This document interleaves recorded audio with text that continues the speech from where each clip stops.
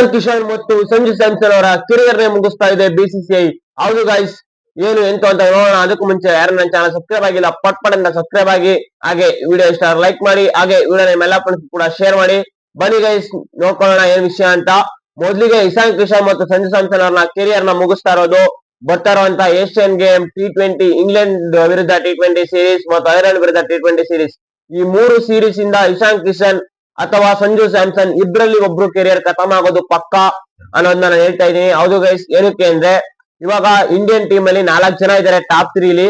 ಆ ಬ್ಯಾಟರ್ಸ್ ಯಾರಪ್ಪ ಅಂದ್ರೆ ಅಭಿಷೇಕ್ ಶರ್ಮಾ, ವೈಭವ್ ಸೂರ್ಯವಂಶಿ, ಇಶಾನ್ ಕಿಶನ್ ಮತ್ತು ಸಂಜು ಸ್ಯಾಮ್ಸನ್. ಈ 4 ಜನ ಟಾಪ್ 3 ಆಡ್ತಾರೆ. ಮತ್ತು 4 ಅಲ್ಲಿ ಕ್ಯಾಪ್ಟನ್ ಆಡ್ತಾರೆ, 5 ಅಲ್ಲಿ ತಿಲಕ್ ವರ್ಮಾ ವೈಸ್ ಕ್ಯಾಪ್ಟನ್ ಆಡ್ತಾರೆ.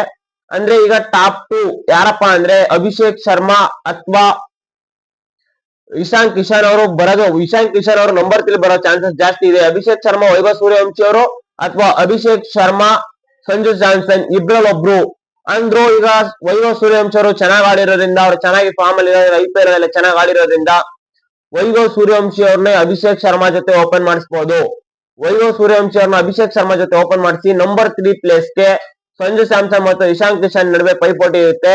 ಇಶಾನ್ ಕಿಶನ್ ಅವರು IPL ಅಲ್ಲಿ ಚೆನ್ನಾಗಿ ಆಡಿದ್ದಾರೆ. ಸಂಜು ಸ್ಯಾಮ್ಸನ್ ಅವರು ಒಂದು ತಕ್ಕ ಮಟ್ಟಿಗೆ IPL ಅಲ್ಲಿ ಚೆನ್ನಾಗಿ ಆಡಿದ್ದಾರೆ, ಬಟ್ ಅಷ್ಟು ಹೇಳ್ಕೊಳ್ಳೋ ರೀತಿ ಆಡಿಲ್ಲ.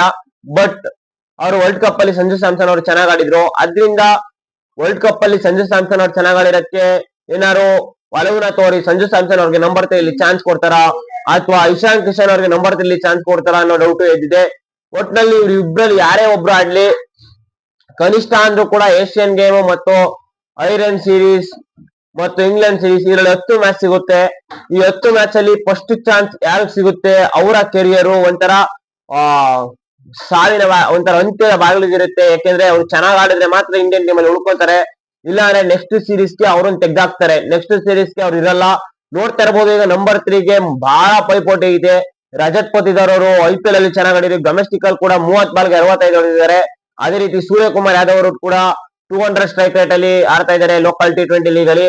ಎಲ್ಲಾ ಪ್ಲೇಯರ್ಸ್ ಒಂಥರ ಚೆನ್ನಾಗಿ ಆಡ್ತಿರೋದ್ರಿಂದ ಮಿಡಲ್ ಆರ್ಡರ್ ಅಲ್ಲಿ ಸಂಜು ಸ್ಯಾಮ್ಸನ್ ಅಥವಾ ಇಶಾನ್ ಕಿಶನ್ ಅವರ ಕೆರಿಯರ್ ಕತೆ ಮುಗ್ದೆ ಹೋಯ್ತು ಅನ್ನೋ ಒತ್ತಿಗೆ ಬಂದಿದೆ. ಅದರಿಂದ ಇವರಿಬ್ರು ಕೆರಿಯರ್ ಅಲ್ಲಿ ಯಾರ್ ಕೆರಿಯರ್ ಮುಗಿದೋಗುತ್ತೆ ಅಂತ ಕಮೆಂಟ್ ಮಾಡಿ. Thank you guys.